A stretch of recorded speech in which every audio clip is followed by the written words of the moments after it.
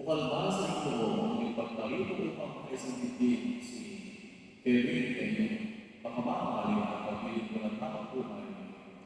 Opo, Father. Kevin, bukal ba sa iyo ang ipagtayo upang makaisang dibdib si Hazel ngayong pakamahali at pagpilit ko ng tamang buhay? Opo, Father. Kayo ba ay handang alugawin at pagpilit ang mga anak na ibibigay sa inyo ng Diyos bilang pagbubuting Kristyano? Opo, Father. Opo, Father.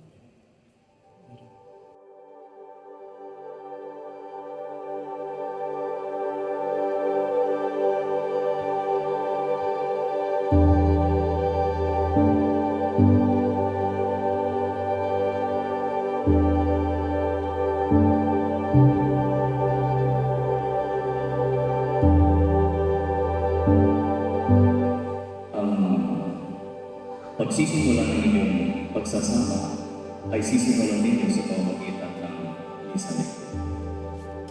Napakahalaga ang misa na ito sapagkat dito tatanggapin niyo ang grasya ng Diyos.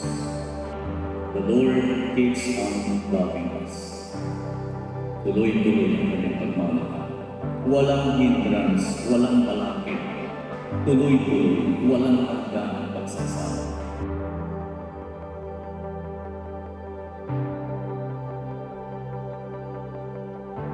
O Panginoon, kami po ay iyong lubid, magkaisa ng kaloob at loob ng damdamin. Mula ngayon, Sa kaginhawaan at kahirapan, sa karamdaman at kalusugan, sa lahat ng araw ng aming buhay.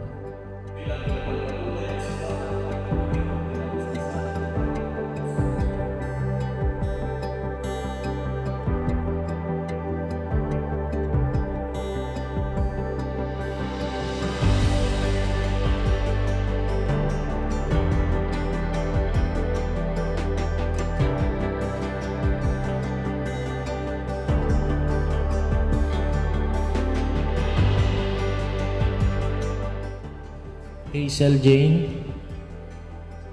isuot mo ang singsing na ito bilang tanda ng aking pag-ibig at katapatan. Sa ngalan ng Ama, ng Anak, ng Espiritu Santo. Amen.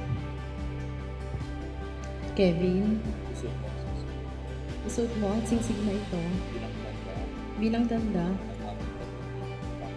bilang tanda ng aking pag-ibig at katapatan. Sa ngalan ng Ama at ng Anak at ng Espiritu Santo. Amen.